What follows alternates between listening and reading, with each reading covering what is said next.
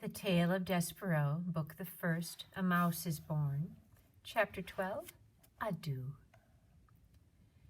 The sound of the drum changed again. The final tat disappeared, and it became nothing but boom. Boom, boom, boom. Boom, boom, boom. Lester used only his tail, bringing it down with great force and seriousness upon the drum. The threadmaster retreated. The room full of mice fell silent, expectant, waiting. And as Despereaux stood before them with the red thread around his neck and the 14 members of the mouse council perched on the bricks above him, 2 burly mice came forward. Black pieces of cloth covered their heads. There were slits for their eyes.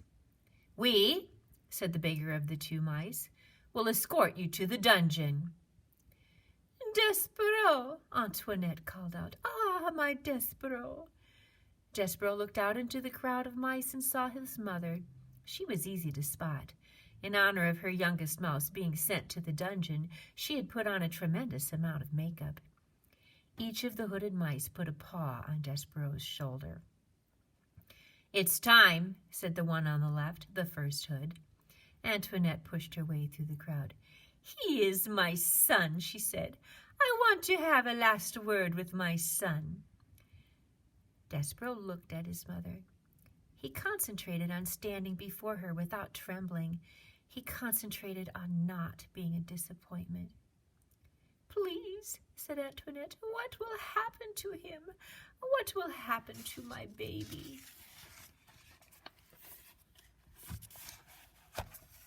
"Ma'am," said the first hood.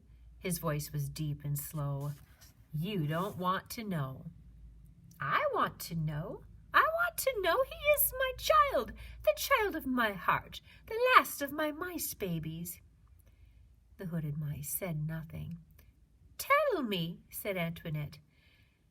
"The rats," said the first. "The rats," said the second. "Yes, yes, the rats. What of them?" "The rats will eat him," said the second hood. "Ah," said Antoinette.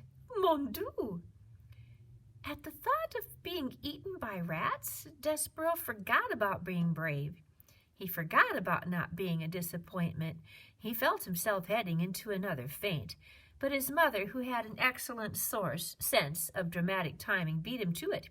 She executed a beautiful, flawless swoon, landing right at Despereaux's feet.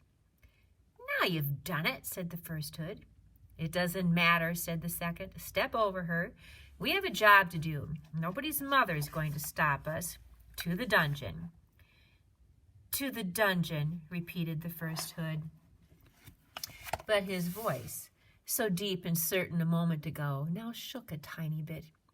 He put a paw on Despereaux and tugged him forward, and the 2 hoods and Despereaux stepped over Antoinette. The crowd parted. The mice began to chant, "To the dungeon, to the dungeon, to the dungeon." The drumbeat continued. Boom, boom, boom. Boom, boom, boom. And Despereaux was led away. At the last moment, Antoinette came out of her faint and shouted one word to her child. That word, reader, was adieu. Do you know the definition of adieu? Don't bother with your dictionary, I will tell you. Adieu is the French word for farewell. Farewell is not the word you would like to hear from your mother as you were being led to the dungeon by 2 oversized mice in black hoods. Words that you would like to hear are, "Take me instead. I will go to the dungeon in my son's place." There's a great deal of comfort in those words. But, reader, there is no comfort in the word farewell, even if you say it in French. Farewell is a word that in any language is full of sorrow. It is a word that promises absolutely nothing.